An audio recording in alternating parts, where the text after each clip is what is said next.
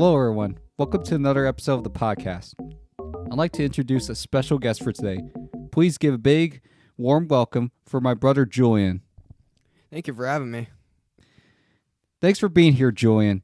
Julian's part of the channel. As many of you don't know, the name actually came from both of us. The E stands for Eli, and the J stands for Julian. ENJ Studios. Yeah, simple, but it works. Let's jump into today's topic. Julian, you want to tell the audience what we're discussing today? Today we're discussing Godzilla vs Kong. Yeah, so we've watched this on HBO Max when it got released, but we want to dissect this and take our time with this episode. So we'll go into the plot with spoilers for those who have not seen it. I'm going to give a time code right here in the video. That way it cuts to our overall thoughts of the film. You ready, Julian? Yes, sir. Sounds good to me. All right, let's get started. We begin the movie where it takes place after 5 years of the previous movie, Godzilla King of the Monsters. Godzilla is defeated by King Ghidorah at the end of that film, and we cut into seeing Kong, who is monitored by Monarch with a giant dome on Skull Island. Monarch is basically Nick Fury from the Avengers, seeking out all the monsters and recruiting them from the Avengers Initiative. Oh, I'm sorry, wrong movie.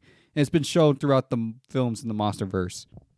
Yeah, but those guys had Donkey Kong in a dome in Skull Island. It's wrong Kong, Julian. Oh, my bad. I thought they were related.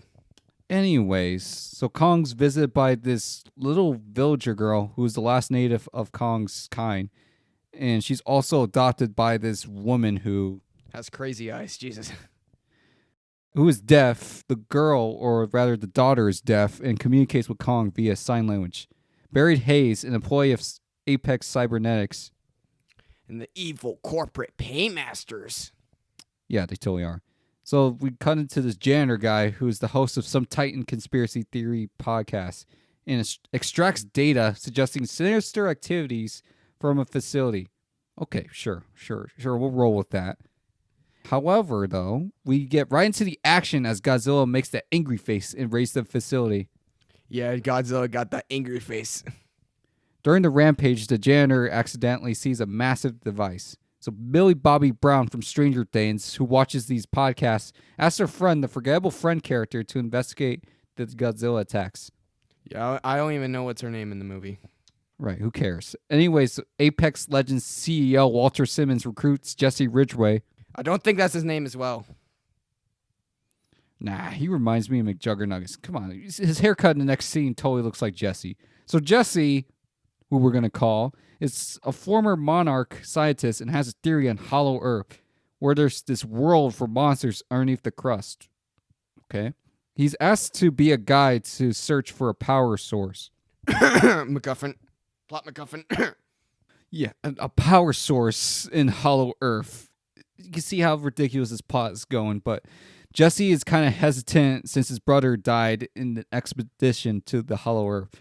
But he agrees after the evil corporate paymaster guy shows that he has futuristic spacecrafts in the span of a few years, I guess. After Godzilla 2014, I guess they have the tech for this. But anyway, so Jesse meets with Crazy Eye Lady and convinces her to let Kong guide them to the Hollow Earth in Antarctica. Jesse, Crazy Eye Woman, and the Apex Legends team, led by the corporate paymaster's daughter, board a ship escorted by the U.S. Navy, and they're also carrying a sedated Kong. Surprise, surprise. Godzilla comes in and wrecks Kong. Yeah, round one goes to Godzilla for sure.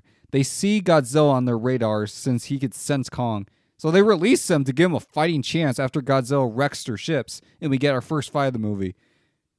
Now, they're surrounded by a large body of water, the ocean, so obviously Kong's going to lose because he can't really fight Godzilla. Hey, if you have an advantage, you'll definitely use it. Yeah, but it was on a fair fight, whatever.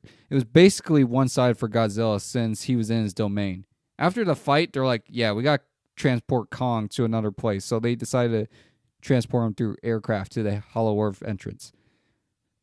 Next scene, we cut into Millie Bobby Brown, her friend, and the janitor guy. They sneak into the Apex Legends base and discover a secret facility underground. They accidentally get locked up into a transport to the headquarters in Hong Kong. Then they get to see the big reveal. Mechagodzilla's there, and he kind of looks like a turtle mixed with a dinosaur. Yeah. So, anyways, it turns out to be Mechagodzilla is telepathically controlled by some guy through the skull of Ghidorah's head. I guess they were able to acquire his head somehow. However, the power of the thing did more than a couple of seconds. They need the MacGuffin power source Kong is looking for. Inside the Hollow Earth, Kong and the team find an ecosystem like Skull Island. They go into these ancient structures where they find an ancient war occurred. We find a glowing axe that acts like a key, unlocking the plot MacGuffin. And no surprise, the Apex Legends group betrays the protagonist and sends it to the evil corporate paymasters. Big surprise. So Godzilla senses Mechagodzilla and goes to Hong Kong. He senses Kong as well and lasers a huge hole that no one talks about to Hollow Earth with his atomic breath. I guess he has that amount of power to shoot a laser all the way to the center of the Earth with nothing happening. But anyways, we'll just roll with that too. And the Apex Legends team tries to book it. But of course, the corporate paymaster's daughter had to shoot Kong because that's what you do when you're running away. You shoot a big giant monkey right as you're trying to leave. Hey, if you're in corporate paymasters, I guess you're stupid with combat, but you're very good with money. All right, in movies like this, you just kill forgettable characters. Anyway, so Kong looks at the MacGuffin axe and grabs it to go fight Godzilla. And then Jesse Ridgway's Psycho team goes up there as well in the spacecraft. And yet again, Godzilla kicks Kong's butt again. Well, it was more evenly matched, but yeah, that's what happened. So Kong was trying to use his axe, but of course Godzilla knocked it out of his hand and decides to spam his laser attack Hadouken style all over his city, shoots lasers while Kong is dodging it. He manages to get the axe, and once he hits Godzilla, it runs out of power. And Godzilla proceeds to wreck Kong and scratch all of his nipples up. Man, those nipples aren't coming back. Kong ends up passing out right after the fight, after Godzilla exits. During the fight, however, we cut into Millie, her friend, the conspiracy theory janitor, whatever his name guy, who is taken by the corporate paymaster. The pilot person who's piloting Mechagodzilla, God, these characters have such forgettable names. He's not sure about activating Mechagodzilla, but the corporate paymaster is like, yeah, do it already. Because he's rich and powerful and he's evil, of course he's going to tell him to do it, even though it's obvious, it's pretty dangerous. And big surprise, they lose control of Mechagodzilla, who obliterates the corporate paymaster. The Mechagodzilla wrecks Godzilla in a fight. Unsurprisingly, Mechagodzilla wrecks Godzilla in a fight. The first time I saw this, my brother Eli, he thought Mechagodzilla was too skinny. But when we actually saw him face to face with Godzilla, he's taller than him and bigger. And it makes a lot of sense because why would you want two monsters why would you want one of them to be not taller than the other? Because think about it, if you're trying to beat another creature, you have to be stronger and taller than them. Yeah, it wouldn't make sense to make him the same size. But that pretty much sums it up. Kong is near death, so Jesse has to use his Psycho Scream to give him a power boost and restart his heart. Kong wakes up and grabs his MacGuffin axe after fixing his dislocated shoulder from the fight. Godzilla is about to be killed the same way as he killed the monsters from the first movie, but Kong comes in and helps him out. So Godzilla teams up and lasers the axe, giving it power once again. And Kong destroys Mechagodzilla, tearing his limbs off. And the day is saved. Yay, yay. Both Titans look at each other and Kong drops the axe. Everyone is saved. Yay. The taxpayers got a lot of work cut out for them.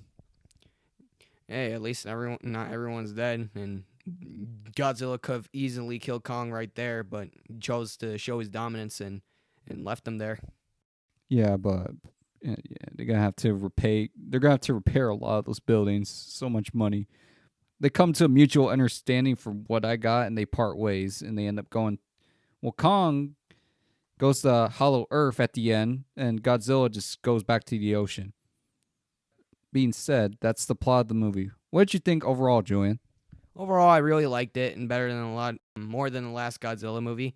You can tell it took forever to get to the action in the last movie, but in this one, I think they realized no one cares about the human characters, so they just went into the action. And you can see in this video, we forgot all the characters' names because we really didn't care about them. We just wanted to see two creatures fighting to the death. Yeah, I have to agree. The pacing was a lot better in this movie for sure. They spread out the action like more evenly in this movie, where it was more disjointed and Godzilla King of the Monsters, to the point that you weren't constantly bored. On the flip side, though, this movie probably has the worst human characters I've seen in these films.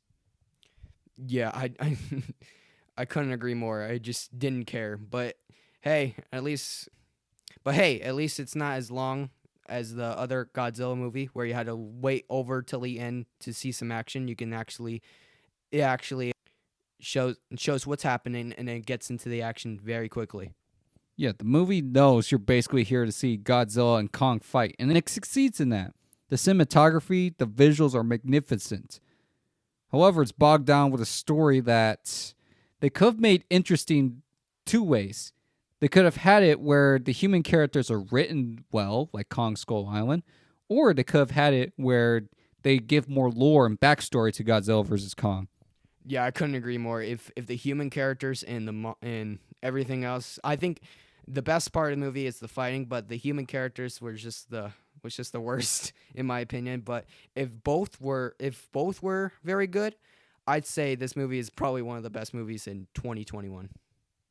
Yeah, overall, the fight scenes make the movie, and that alone allows me to recommend it for anyone to watch. And with that being said, that sums up the episode for today. I want to give a special thanks to my brother Julian again for joining me on this episode of the podcast. It makes the discussion more lively versus just me doing it solo. Yeah, I agree. But thank you for having me.